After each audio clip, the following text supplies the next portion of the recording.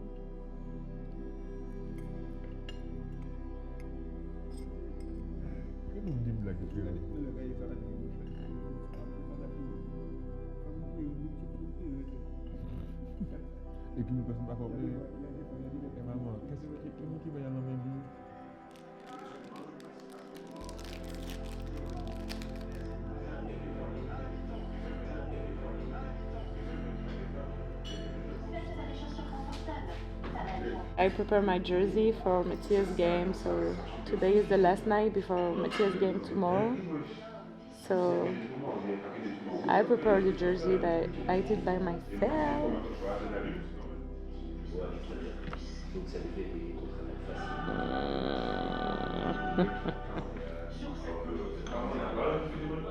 Special jersey for special game.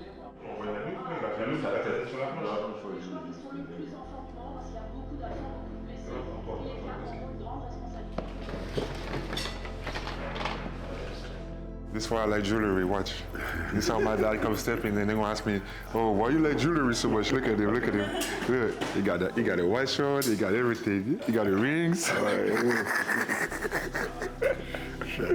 See, Traicy say all the time, I'm a copy-paste of my dad. I'm a copy-paste. I don't know if you want a copy-paste of my dad, but I am. Just like my son is a copy-paste on me. Eh ben, quand tu tombes avec le, j'ai pris des plus, je devais le spam. Mais je pense que je vais le retirer. Ouais. Tu penses que tu vas jouer demain? Oui, je vais jouer. Tu vas venir? Jamais, t'as regardé comment j'étais là?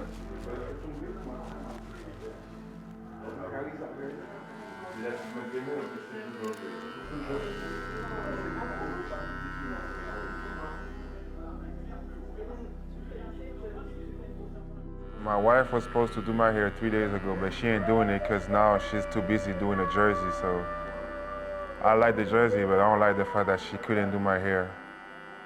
So I'm 50-50 on that.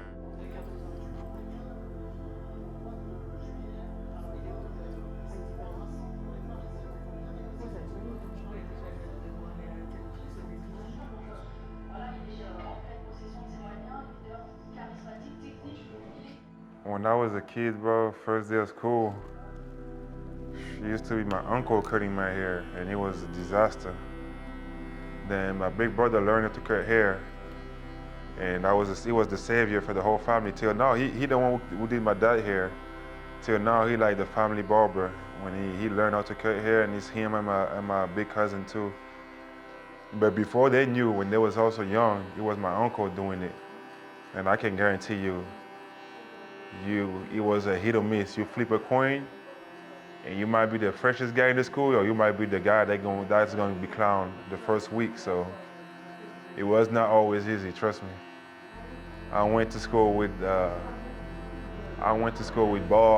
hair a couple of times when I was younger, because my uncle fucked up my hair. And my brother's been through that. We all been through that.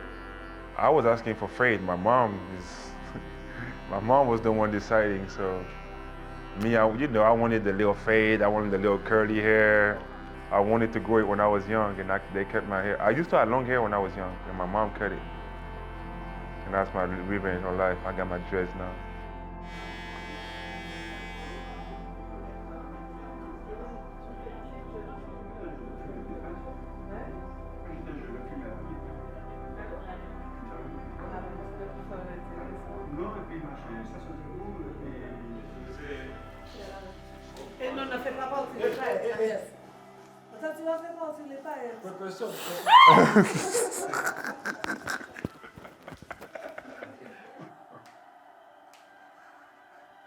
Soccer is really big on my island, so it's the #1 sport, and I grew up playing soccer with my friends.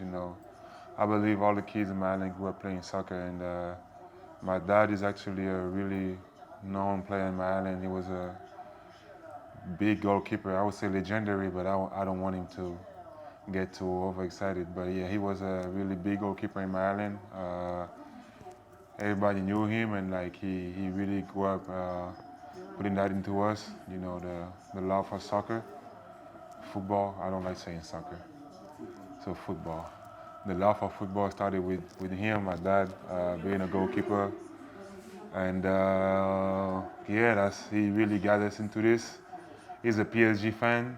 He didn't taught me this. I'm a Marseille fan, so that's the only big difference between me and him. But yeah, he translated that to me, and till this day, I didn't become a football player. Probably that's what he would have wished for me. But I'm still a big football fan, and we enjoy a lot of time watching games together. She's taking forever to do that jersey, so I hope it's gonna look as good as she expected to look, because I can see she put a lot of time and effort into it. So yeah, I've never seen her that focused. Me and team physio, we went to Pisa to see Dr. Van Dijk, the one who did my surgery. It was a really big step, and it was a really stressful moment, I'm not gonna lie. I went there and I was optimistic, but I was stressed because, I didn't want to again go through this phase where I'm almost back and I have to have another setback and go back to zero and start over again. So, I was kind of anxious with that, but everything went well, and got a green light.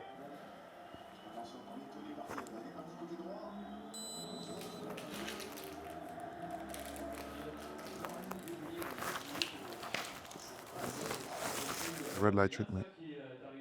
Red light therapy. Kendrick put me on that. Kendrick being my therapist. I ain't gonna lie. Many people don't know that, but many people don't know that when I was injured, I was going a lot of time to Kendrick house, and he was helping me into my rehab, like, because he had bone bruise before, so he been through injuries. So a lot of time he was helping me. A couple of times I went to his house, he was actually giving me treatment. Like, give me some update, give me some heads up, tell me some stuff I can buy to treat the bone edema, the bone bruise, some stuff I can do for recovery after practice. And this stuff, if one of these, like, he put me on that. This, the cup that you see there on the TV, also that's from Kendrick. Like, he gave me a lot of this box that I bought. Half of the things there, Kendrick was telling me where to buy them. So he really been a great teammate. That's my dog. Honestly, the best recovery is eat and sleep. But all these time accessories, I have some. Sometimes I have some masseur that come to the house and give me treatment. And this is some little stuff that I do before I go to sleep, almost every night. Honestly, now I don't even think about how I'm gonna come back or how this is gonna go. All I think about is what I can do to help my team to get a win tomorrow. I just hope I don't play like shit, because if I play like shit, I mean I won't help my team to win. So that's really the only thing I'm thinking about. My approach is different now, and yeah, the team situation is different. The time that I'm coming back is different. I come at a crucial time of the season, at a crucial period for my team, so I'll wait a little later to focus on myself. Now it's just really trying to get the win tomorrow.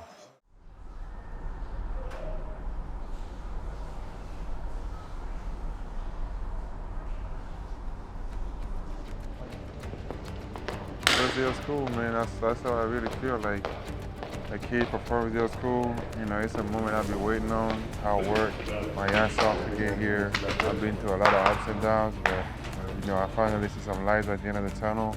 I'm not at the end of the tunnel yet. Even to the game, I won't be at the end of the tunnel, because the ultimate goal is not just to come back and play basketball. It's to come back and be the level where I was before, and to finish where we finished with the team, which is winning another EuroLeague. So that's really what the goal is, and that's really when we're gonna be at the end of the tunnel. But you know, it's a big step right now, and it's a big achievement for me to be able to say that I'm a player.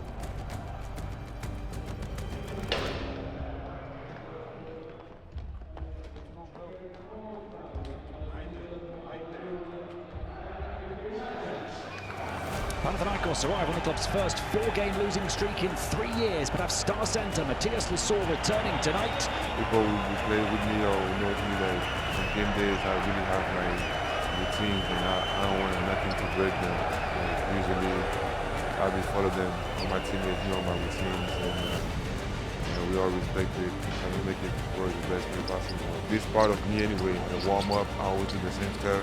You watch my warm-up, I always do the same kind of layup, the same kind of feel at the same time. I keep everything going the same way, so I'm a routine guy, so that's easy for me to go to routines.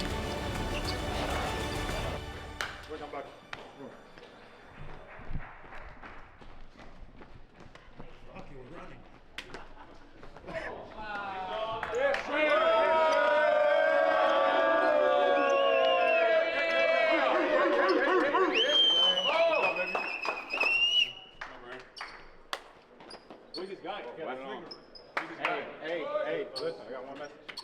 Everybody bring some more. We need more from everybody. Come on, everybody. More. Let's get a win. Let's get a win. Come on, guys. Let's go, man. Come on, guys.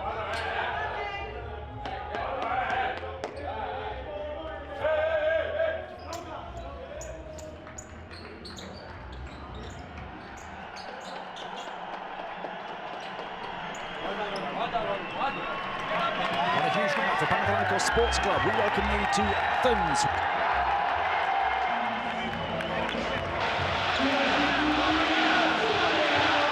There's only one name being chanted right now. Mathias Lessort making his first appearance since the Final Four of last season. But it's his first here on home court in nearly 15 months. Can the pre-season title favourites provoke a reaction? Can Mathias Lessort provoke a reaction? And can this club rise from the ashes of their crumble campaign to rebuild the green dream?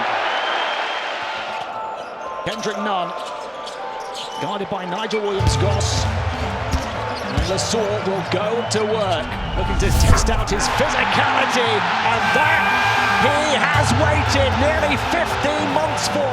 Mamba mentality, and Panathinaikos need that in abundance. Here tonight, Lessort! The flying freight train back, hurling down the OAKA track and to the rack. Mean in green again. He looks ready. Nunn, long two over Williams-Goss, and he puts it in. Slows down in the hands of Grant as he scans the floor. Back to Lessort, looking to show his range. Puts their improved defense in a tough position here. Kendrick Nunn, from as close to the Panathinaikos logo as he was to the perimeter. It's Grant who grabs it. Quick outlet pass from him. Perfectly placed. And now Lessort does soar while he's on the court.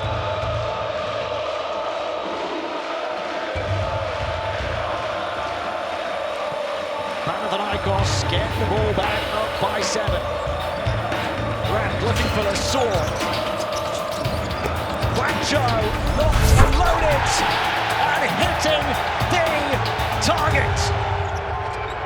Slukas, the pass finding its way to Grant, and Pau win. A game that Ergin Ataman said was 100% must win.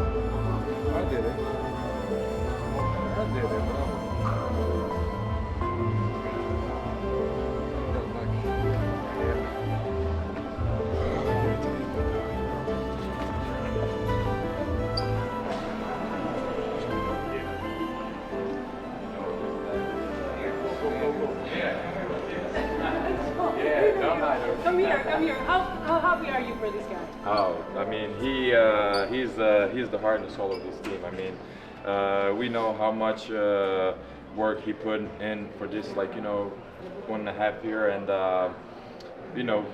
he gonna tell you. But we're really happy that he's back, and he did a great job today. The first play, he brought the energy from the beginning, and that's what we're looking for. Okay, give him a hug now. Love you, man. Yes, sir. Ready? Okay, so welcome back. Finally, How you feel? How do you feel? I feel tired. And I'm happy that we got the win. You know, that was the most important thing, is for me to contribute to the team win. It's a crucial moment for us.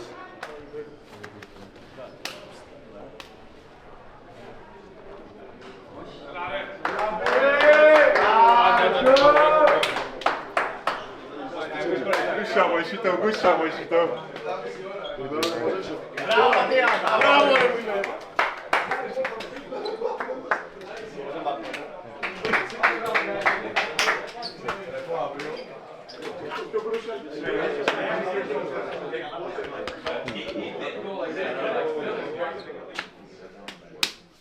Oh, shit.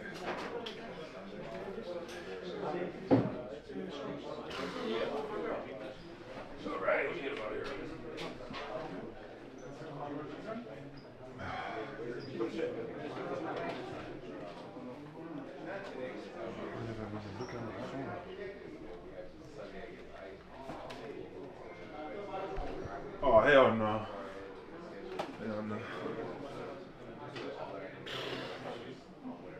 Can't even watch my phone.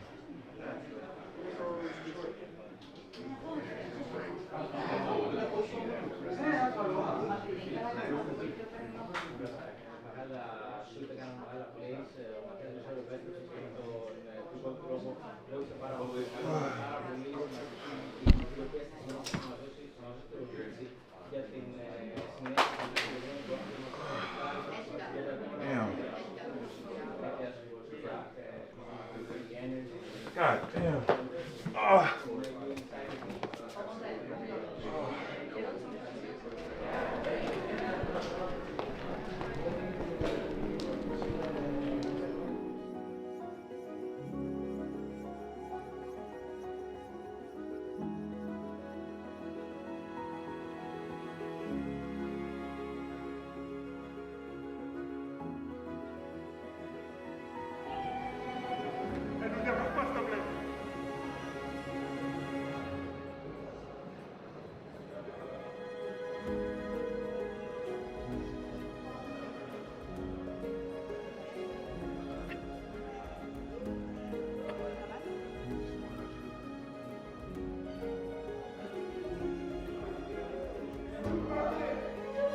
I have all my people here, people that have been through the whole thing with me, my wife, my best friend here, my parents here, so you know it's gonna be a big celebration for us too, and a good moment to enjoy, you know, all together.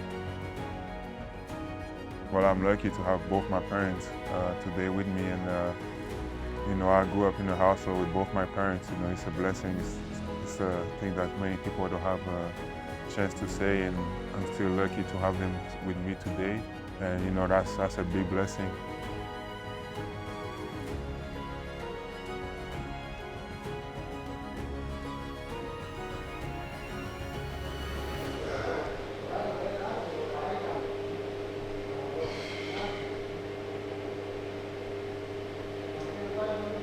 Oh, have you ever seen somebody cramping from his toes? I cannot move my toes. Wish.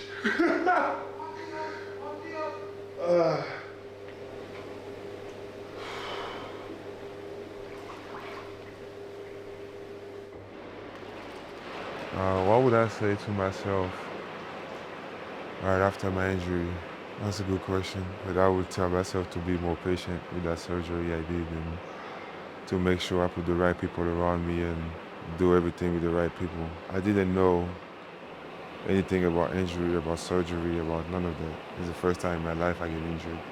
And yeah, it was just to make sure you put all the chances on your side to come back as good as possible, not as fast, but as good as possible. For example, didn't think about double checking with another doctor what kind of surgery I was going to do, what kind of technique they would use, what would be the journey after this, what's the program after this, all that, you know, that at the time I didn't know about it, and I kind of neglect, and yeah, now today I know.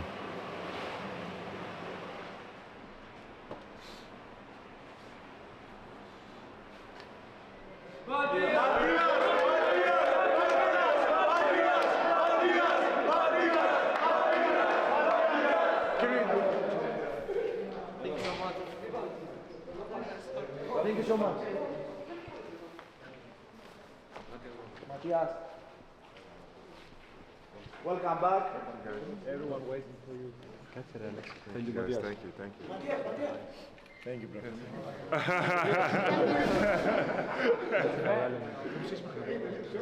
Will you give me a ride? I have somebody already, but I would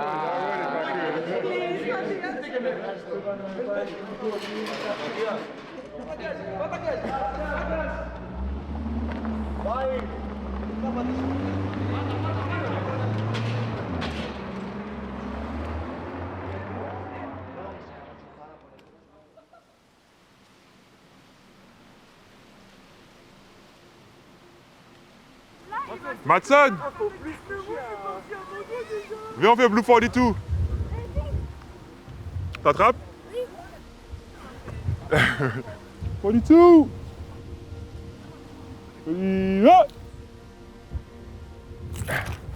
Vous fêtez, moi, frère, mais c'est fêté, mais vous arrêtez quoi? Vous arrêtez quoi, frère? So we are here today on the beach of Athens after a great game last night. First game back at home after 14 months. I'm blessed enough to have my people with me in a nice city. It's sunny, despite the fact that it's March.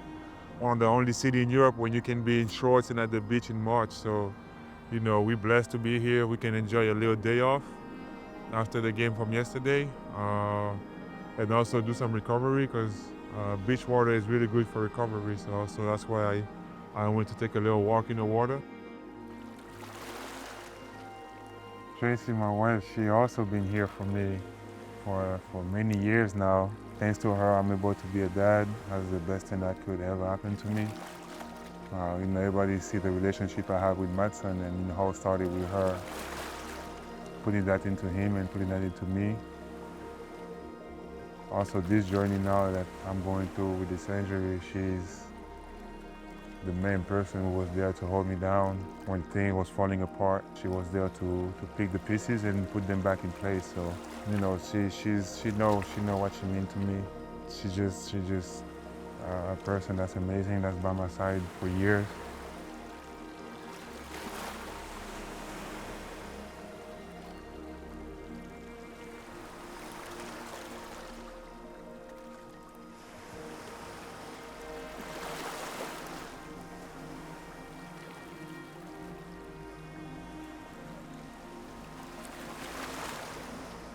What happened to Mimi? What happened to Mimi?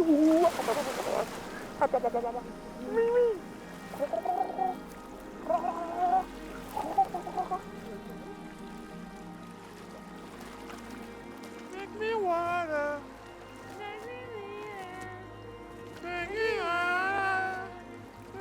Honestly, when I look at Traicy, I remind myself that if I can survive Traicy, I can survive anything.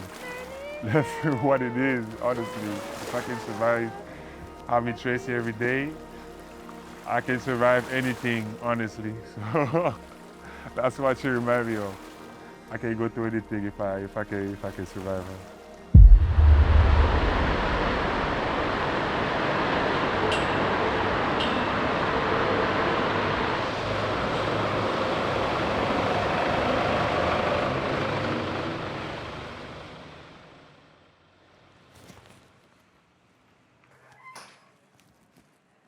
Hey, what's up, y'all? What's up, bro? How you doing? Good to see you. Alex, nice to meet you. Talen, sir. Thank you for your time, man. Appreciate you guys. I like this stuff you got going on, this continental radio. You guys together for a while? Appreciate it, man. Yeah. It's cool. Figure we just do something, you know, with me being across the waters now, just kind of, you know, show some type of story or, you know, some type of footage of me being here. Yeah, because we have this point of view about Europe, but what about the Americans? Like, do they know really what's going on here? Or not really? Not really. In the United States and, you know, kind of in the NBA, guys are a lot more visible. You know, you see them online, you see them on TV and commercials and, you know, a lot of different things like that. Just learning more and more about Europe and seeing, you know, that basketball isn't as coveted as it is in the States here is something that I feel like we just need to continue to keep growing. There's a lot of people in the United States that doesn't even know what's going on in Europe. Let's go upstairs, Alex. Yeah. What's your name, bro? Max. Max? Nice to meet you. Talen, I'm sorry. I didn't saw much podcasts of you. Yeah, nah, see, I don't really do too much. Like, yeah, I wasn't really big into being in front of a camera or anything like that. And I didn't really care for people to hear my voice and stuff like that. But I'm getting older, so you got to be a little bit more open to it now. Being a young kid on the Lakers in LA, I used to be that guy that didn't want to be in front of cameras, didn't want to talk, didn't want to do no, interviews or anything. I always wanted to be like, oh, I'm so locked into basketball. Which you could always be locked into basketball. At the same time, you still can share your story, your journey with people because that's what they want to see. Just being able to kind of, show exactly what I'm going through here and let people actually hear my voice. So just letting them know that, I could relate to them and they could relate to me is something I always want to share just because of the fact is like, I'm a regular person just like you. Like, obviously I play basketball, but like shit, you play basketball 2 hours out the day.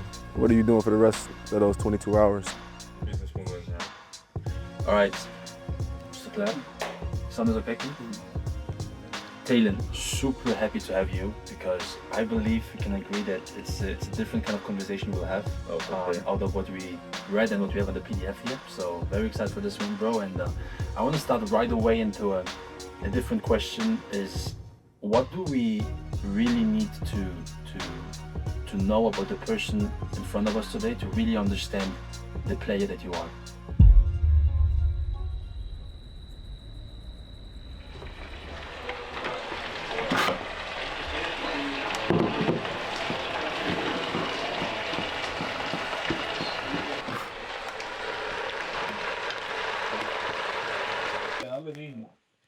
Are these posters? Because I feel like these got the Louis Vuitton. Istanbul.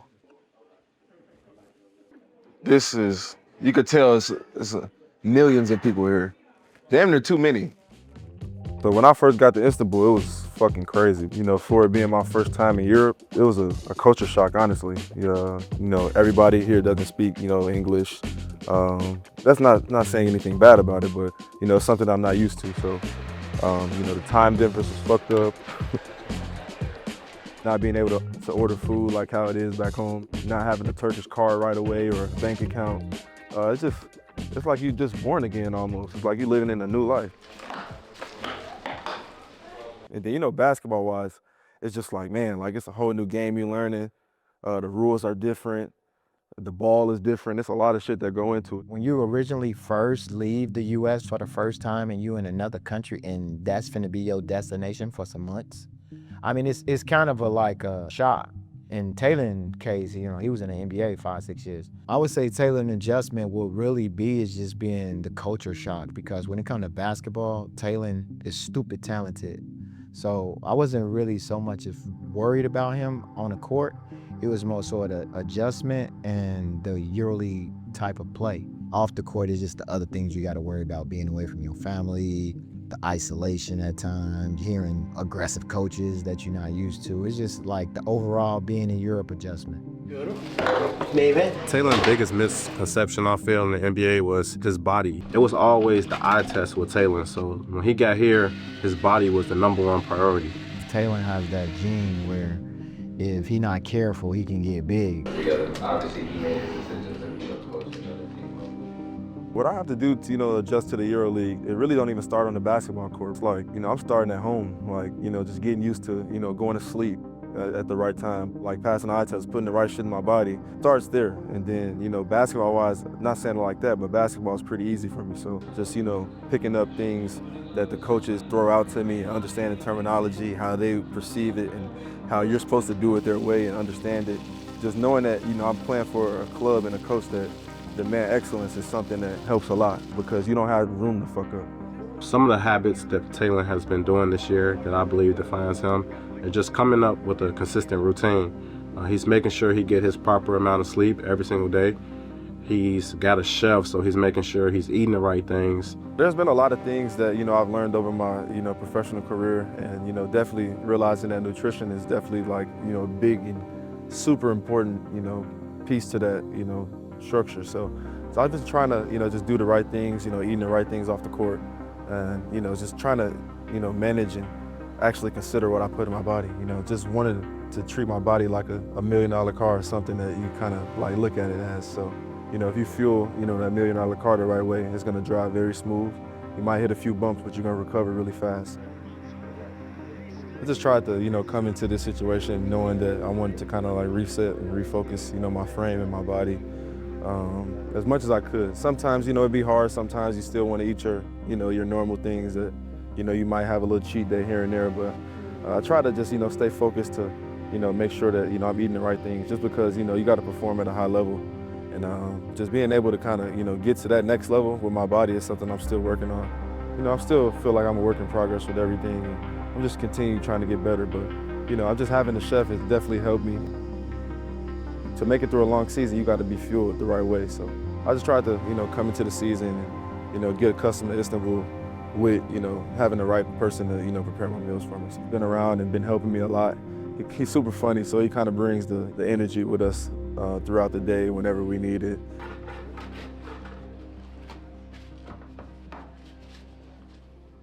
Mr. Baraj, you drink? Yes, please. I am showman, please. Thank you. I am showman. You want to be an actor, huh? He said I'm a showman.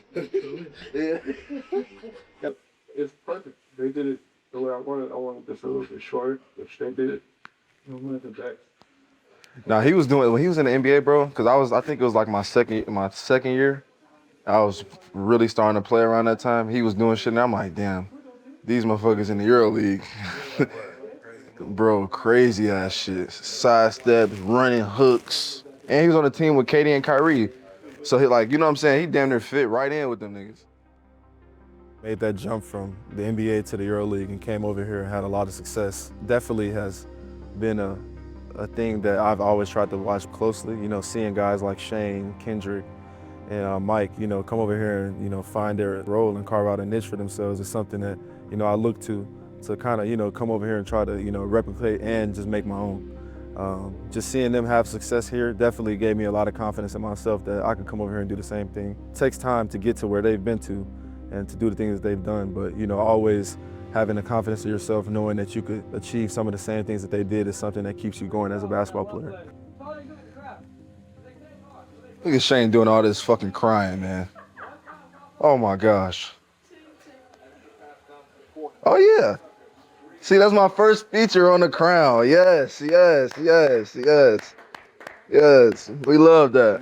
Tremendous teammate and leader, having that title as a captain. Rick Brogan, he's Joe Archer, he's all Brogan, he's not Arthur. Listen, he gotta take a real beast to do that.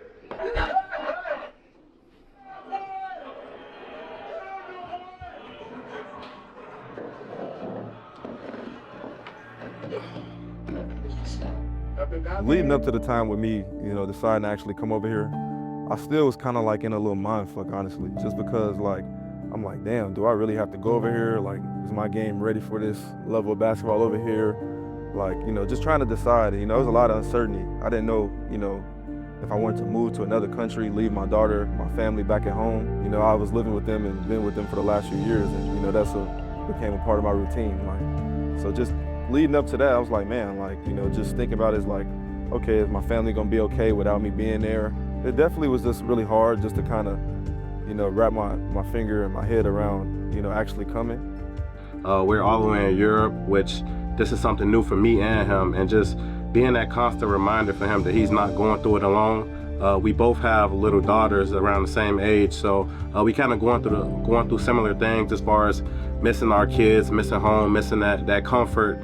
So just being a support system and just try to keep a positive attitude around him, because it's not always easy to, you know, we're on a complete time difference, so when we're awake, our family is asleep. So just being side by side with him to keep him, you know, positive about every situation that he's going through right now. Actually coming here, it just made me, you know, realize that I was a lot stronger than I thought I was, you know what I'm saying? Just being able to kind of be locked in here and still be able to contribute and perform at the level that I feel like I'm performing at right now, and still haven't even scratched the surface of how good I could be, is definitely something that goes into the fact of, you know, making sure that your mental's okay. Just because, like, you know, living in a different country already mentally, you know, throws you off because it's something you're not used to. I feel like, you know, just being able to kind of, you know, be here for the time that I've been here, it's just shown me that, you know, mentally I can get through a lot of shit. Talen, where you at? I can't see your face. I'm right here. I can't see you. You know, sometimes you question yourself a little bit, but I feel like that's a part of it. But, you know, you continue to trust, like, you know, what you believe in your work, you know, being able to be uncomfortable, that, you know, pressure, you know, creates diamonds. So that's really all I think about with that. That's a lot better. How did anybody eat ice cream? Why are you're not eating ice cream right now?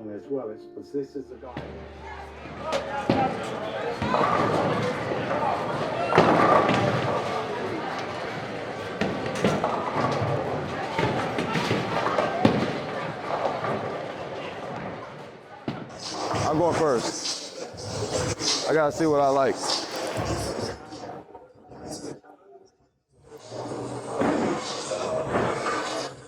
On these lanes, you can't do the spin though. I can, but I'm gonna do a gutter ball if I do a spin. The lane takes it always.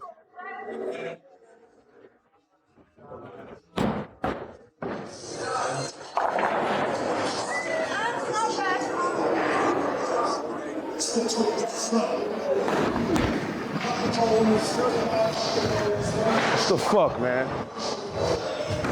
Yeah, that's about right. That's about right. Okay, cool. It's just like finding your shot. Once you hit one, you might hit a few. Trying to tell you. That was so fucking lucky. No.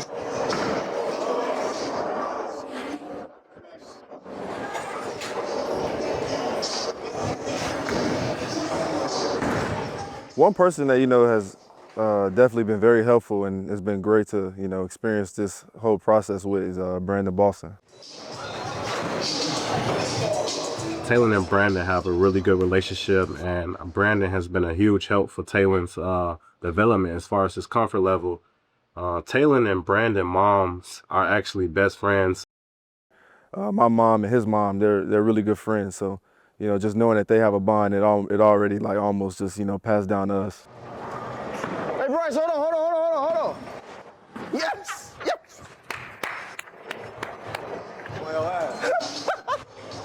Well, put it up or not? It is.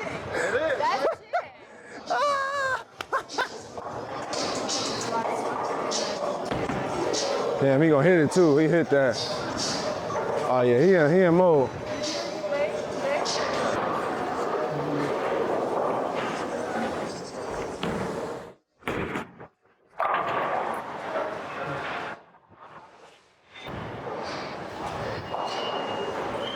And nigga about to roll 150. I got all the Fenerbahçe matches. I'm a big fan of you. Like, you're so strong. Nobody can defend you. Thank you, man. You lost. Okay, I got 2 wins, man. He lost against, he lost too. But yeah, Brandon got a win. She don't got a win. I got 2 wins though. How was it work normally? Less numbers should do the push-up, right? The lesson, Less number. I mean, this one game was all me and Marie. All 7 push-ups though, cause let's go. You gotta still get the numbers there. oh my God. Hey bro, can we find the numbers for the last 3 games? The total, yeah. You ain't first, you last, right?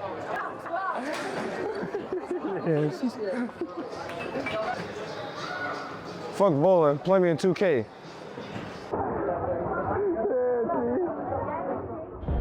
So that is the scene live here at the OAKA Sports and Event Hall as the defending champions Fenerbahce Beko Istanbul welcome EA7 and Emporio Armani Milan in round 32 action in the EuroLeague. The Fenerbahce fan base is extremely huge. Like, they have fans everywhere. So I would say Fenerbahce is somewhat like the Lakers here in Turkey. I believe Fener was more appealing than the other clubs. You know, the fans, they take this shit super serious.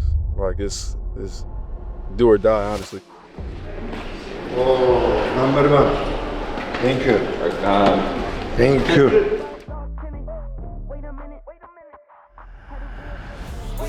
I might never come down. So high, I might never come down. So what? This is my lifestyle.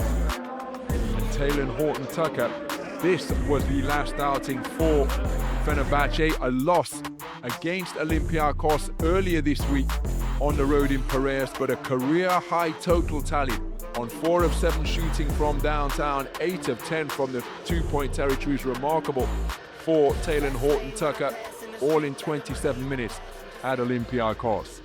It's impossible to be soft in Conference Chicago. Otherwise, you wouldn't last too long. So that's just the whole Chicago makeup. You gotta be a dog. I'm gonna be nasty. I'm gonna play. You're gonna see how I'm, you're gonna see how I'm coming on the court. So the Fenerbahce faithful up on their feet ahead of the opening tip here at the OAKA Sports and Event Hall.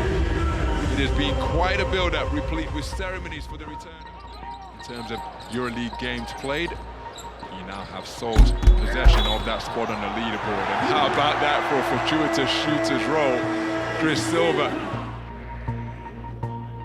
As a player, you want to come out and compete every night because, every game matters in the EuroLeague and, in European basketball. Most American players that's not in NBA and they have to go to Europe, they want to play for a prestigious club like Fenerbahce.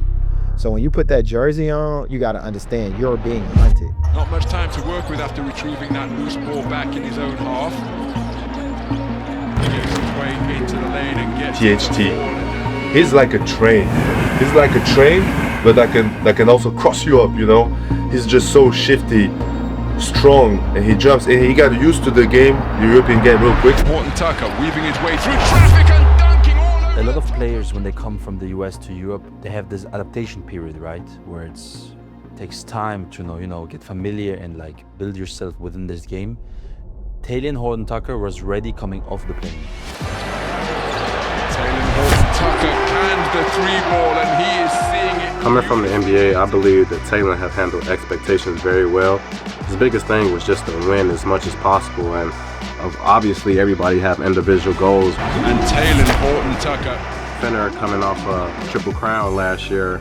Talen just wanted to repeat the same thing because if you're winning, that brings more spotlight to the team. Tossed to the rafters, no doubt, and that is it. What a fantastic fixture we have just witnessed here at the OAKA Sports and Event Hall.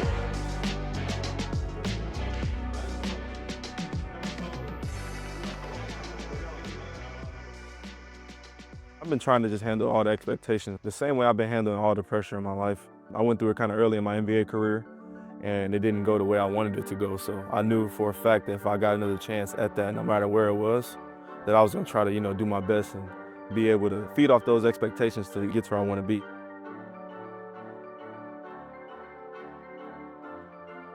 Being here is like real, passionate basketball. It almost kind of reminds me of, like college basketball, like, a school and all the fans, really pushing for that one team to go far and do good. Just being able to see how intense the crowds are, how intense the fans are with the referees, with the players, the opposing teams. Like, you see it, oh, I'm like, man, I've seen this before, but it's definitely on another level.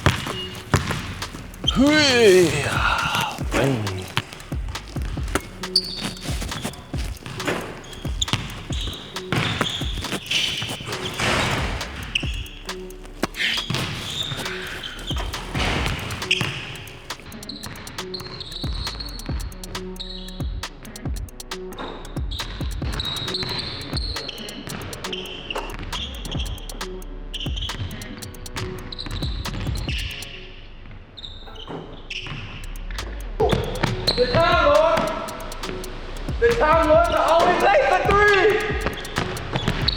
Throw it back here. Time Lords are always late for 3! 3 on time! On target, motherfucker! Yeah! Yeah, we can talk about many benchmarks, many KPIs, indicators that guide us through a rehab process. The most important thing is the feedback that Shane has, because he's extremely aware of his body. He knows how to explain exactly what is bothering him. Having his feedback in which movements he feels weak and he feels strong is definitely one of the most important, if not the most important, benchmarks for me. Regarding Shane's injury, what a lot of people don't understand is that the injury he has makes him basically unavailable to play his game.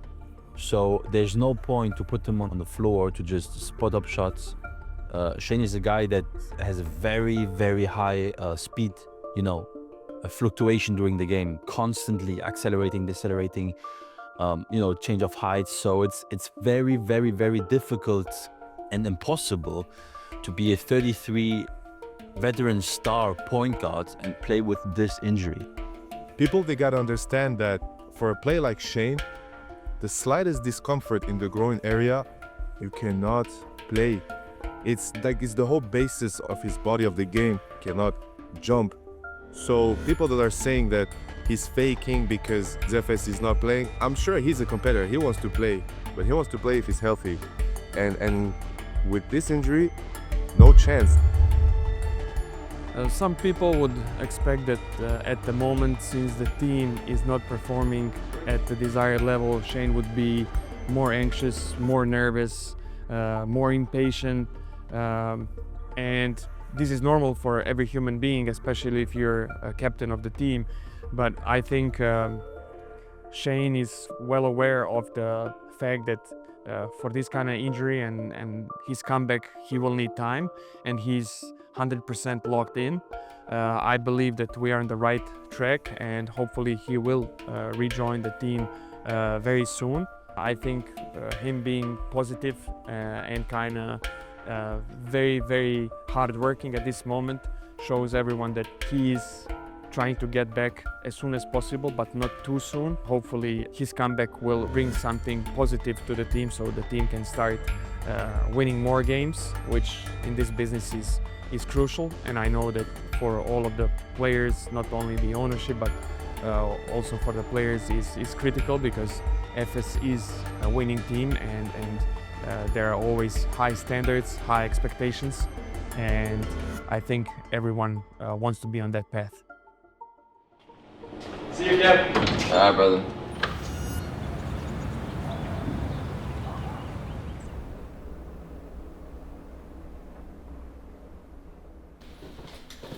Let's roll.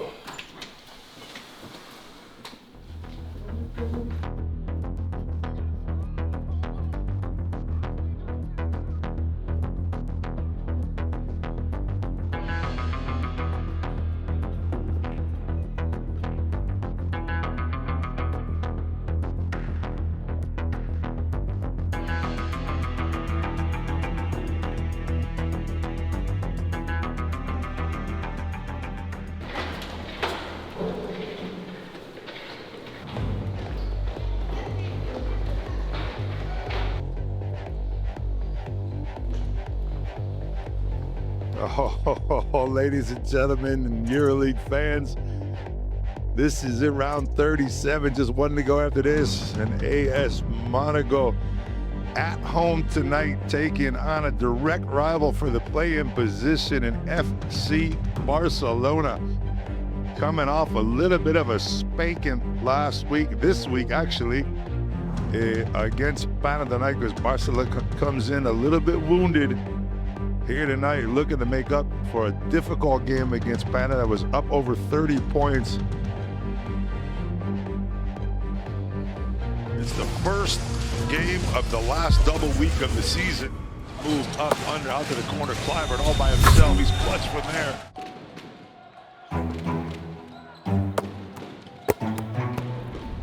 Now from deep, a free right. Joel Pardas pays out for Diallo. Comes, but Strauss does a great job. There's between the leg. Bunter pulls up. Oh man, is that pretty?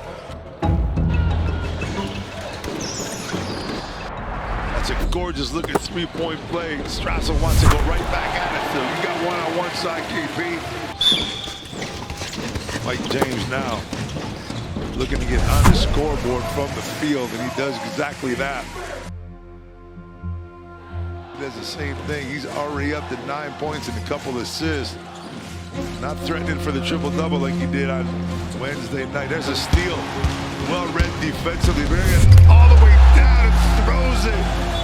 On the steal in the passing lane and the fast break. Watch the speed. Watch the ability off his feet. Barcelona now looking like they have any rhythm offensively. Mike James forces Sparta to the backside. All alone.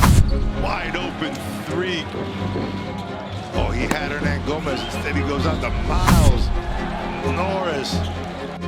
For Mike James, little loose ball. And they don't switch. Hernan Gomez doesn't come out to help on the defense. Vesely has to put it up from deep. And that is just not good offensive play. Give it up. Kavarian says it's not going to be denied this time. As he goes up with one hand and throws it down. Barca had a chance. And another fast break to finish things off. Diallo off to Strassel. Strassel. That's it. Here from Monaco. AS Monaco wins 2 in a row to finish the season after all the turmoil. Everything that's gone on throughout this year, they're still fighting for play-in position. They are in the play-in with this victory, ladies and gentlemen. Congratulations to AS Monaco.